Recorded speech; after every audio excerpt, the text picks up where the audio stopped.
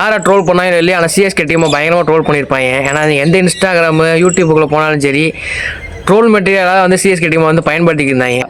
ஆயுஷ் மாத்திரை உள்ளே வந்ததுக்கப்புறம் 2 பேர் பார்ட்னர்ஷிப் போட்டு இன்னமும் அடிக்கிறாங்க, விட்டு வளாச்சிட்டாங்க. பாலெல்லாம் பறக்குது, ஸ்டேடியம் விட்டிட்டு இருக்காங்க. ஆர்சிபி ஆகட்டும், மும்பை ஆகட்டும், கேகேஆர் எல்லாருமே விட்டு விளாசிட்டு இருக்காங்க. அவன் எல்லாத்துக்கும் டஃப் கொடுக்குற மாதிரி நேற்று மேட்ச் சரியாக அமைஞ்சிருச்சு. இதெல்லாம் பார்க்கும்போது அப்படியே வந்து ஓஜி பிளேயர்ஸ்லாம் உள்ளே இறங்கின மாதிரி தான் இருந்துச்சு.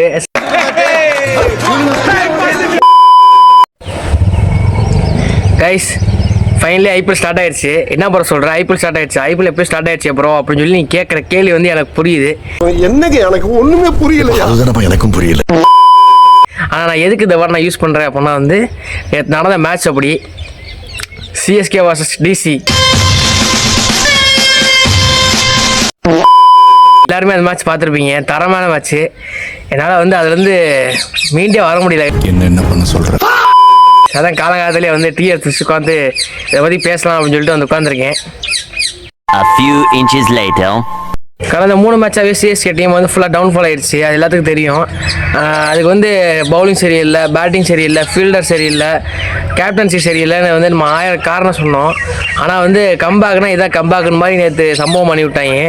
எதுக்குடா அவனை தொட்ட?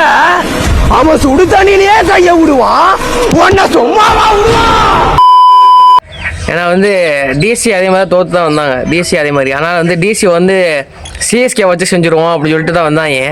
ஆனால் வந்து சிஎஸ்கே வந்து கடந்த 3 மேட்சாக யாரெல்லாம் நம்ம ட்ரோல் மெட்டீரியல்னு வச்சு செஞ்சாங்களோ, யாரெல்லாம் வந்து சிஎஸ்கே டீம் வந்து அவ்வளோதான் அப்படின்னு சொன்னாங்க, எல்லாத்துக்குமே வந்து மூஞ்சில் கரியை பூசுகிற மாதிரி பண்ணி விட்டாங்க. ஒட்டி எவன்லாம் நம்மளை பார்த்து சிரிச்சானோ அவன் முன்னாடி நம்ம பாட்டை போட்டு நம்ம யாருன்னு காட்டுறோம். ஃபஸ்ட்டு 3 மேட்சுமே வந்து தோத்தாச்சு. அவ்வளோதான், ராசி இல்லை சிஎஸ்கேக்கு தடவை அப்படின்னு தான் நினச்சிட்டு வந்தோம் எல்லாருமே. ஆனால் வந்து கம்பேக்னா அதான் கம்பேக்குற மாதிரி 2010, 2021, 2023 இந்த 3 வருஷமும் அதே மாதிரி தான் கம்பேக் கொடுத்தாங்க. அந்த 3 வருஷமும் அதே மாதிரி தான் ஃபஸ்ட்டு ஒரு 3 மேட்ச் தோற்றுருப்பாங்க. லாஸ்ட்டில் வந்து பிளே ஆஃபில் வந்து வச்சு செஞ்சுருப்பாங்க நம்ம சிஎஸ்கே டீமு. அதே போலயே இந்த தடவை வருவாய் நம்புகிறேன் கைஸ். இல்லை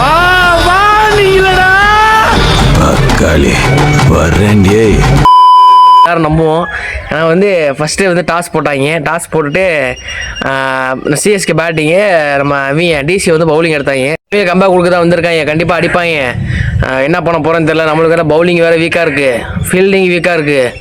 எனக்கு தெரிஞ்சு நம்ம தோற்றுருவோம் போல் அப்படின்னு சொல்லி தான் எல்லாருமே நினச்சோம். ஆனால் வந்து அந்த மாதிரி அந்த எண்ணத்தை வந்து குழி தோண்டி புதைச்சிட்றா அப்படிங்கிற மாதிரி எனக்கு பெரிய சம்பவம் பண்ணி விட்டாங்க. வணக்கமோய், கொஞ்சம் காமெடி பண்ணால் வில்லன்றதே மறந்துடுவீங்களே.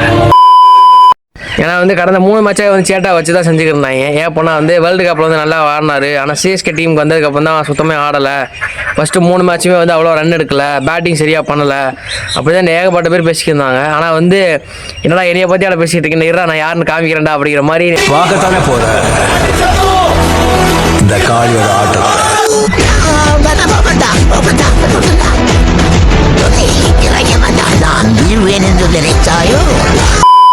50 பாலுக்கு வந்து 115 ரன்னு.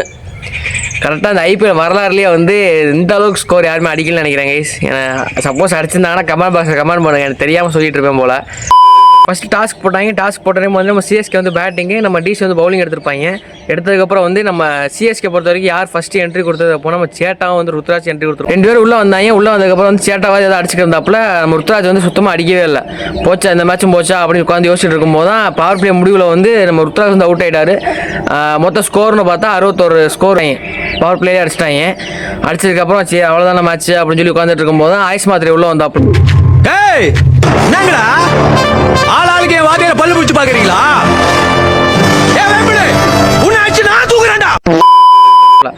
ஆயுஷ் மாத்திரை உள்ளே வந்ததுக்கப்புறம் 2 பேர் பார்ட்னர்ஷிப் போட்டு இன்னமும் அடிக்கிறாங்க, விட்டு வளாச்சிட்டாங்க. பாலெல்லாம் பறக்குது, ஸ்டேடியம் விட்டு.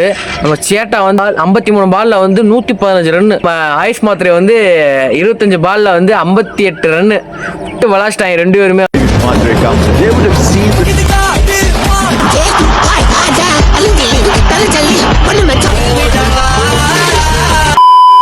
லாஸ்ட்டாக வந்து டூபை உள்ள வந்துருவாப்புல. டூபை உள்ள வந்துட்டு 10 பாலில் வந்து 20 ரன் நம்ம அடிச்சு கொடுத்துருவாரு. அதோட மொத்த ஸ்கோர்னு பார்த்தாக்கா 215 அடிச்சிருப்பாங்க. 215 ரன்னு அடிச்சனால வந்து ஆனால் வந்து கண்டிப்பாக சொல்லி ஆகணும், நேற்று நடந்த மேட்ச் வந்து பவுலிங் ஆகட்டும், பேட்டிங் ஆகட்டும், ஃபீல்டிங் ஆகட்டும் எல்லாமே வந்து சூப்பராக இருந்துச்சு. கண்டிப்பாக பாராட்டி ஆகணும். எல்லாவும் பார்த்துப்பா. ஆனால் வந்து நம்ம சிஎஸ்கே டீம் வந்து கடந்த 3 மேட்சை வந்து என்ன சொல்லியிருப்போம் அப்படின்னா, பவுலிங் சரியில்லை, பேட்டிங் சரியில்லை, ஃபீல்டிங் சரியில்லை, கேப்டன்சி சரியில்லைன்னு சொல்லிக்கிருந்தோம்.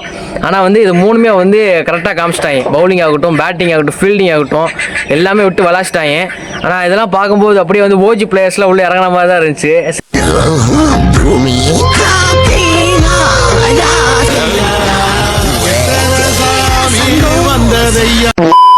சரியான மேட்ச், இதை தான் நாங்கள் எதிர்பார்த்துட்டே இருந்தோம். கடந்த 3 மேட்சா எங்கடா போனீங்க எவ்வளோ நாளா அப்படிங்கிற மாதிரி தான் இருந்துச்சு. அடிச்சு காலி பண்ண உடனே ஸ்டேஜ் மேல ஏறி எல்லாரும் முன்னாடியும் சார்பெட்டா பரபர வெட்டி பெருமாள் வகையடான்னு கத்தி சொல்லணும். ஏன்னா வந்து கடந்த 3 மேட்சை தோத்தனால வந்து வெளியே தலை காட்ட முடியல. பேட்டிங் சரியில்லைன்னு சொல்லியிருப்பாங்க, பவுலிங் சரியில்லைன்னு சொன்னவங்க, ஃபீல்டிங் சரியில்லை, கேப்டன்சி சரியில்லை, 2026 கப்பு எங்களுக்கு தான், உங்களுக்கு தான் இல்லடா வெளியே போட சொன்னவங்க எல்லாத்துக்குமே வந்து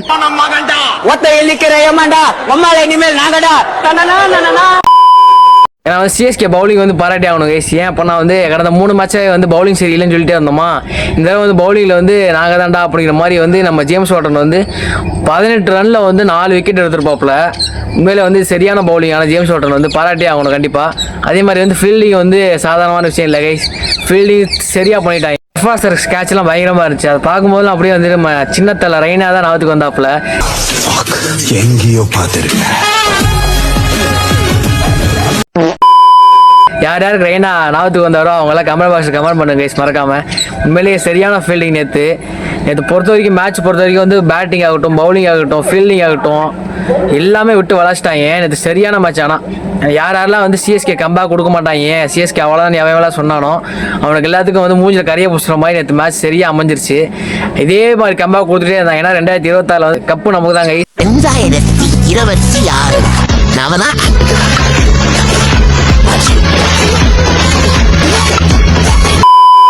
மற்ற எல்லா டீமும் சாதாரண டீம் இல்லை கைஸ். ஏன்னா வந்து விட்டு விளாசிட்டு இருக்காங்க. ஆர்சிபி ஆகட்டும், மும்பை ஆகட்டும், கேகேஆர் எல்லாருமே விட்டு விளாசிட்டு இருக்காங்க. அவங்க எல்லாத்துக்கும் டஃப் கொடுக்குற மாதிரி நேற்று மேட்ச் சரியாக அமைஞ்சிருச்சு. நேற்று நடந்த மேட்ச்சில் வந்து யார் உங்களுக்கு பெஸ்ட்டாக தோணுச்சோ அவங்க கமெண்ட் பாக்ஸில் கமெண்ட் பண்ணி விடுங்க கைஸ். அடுத்த சூப்பரான வீடியோ சந்திக்கலாம். டாடா பை, டேக் கேர், பாய்.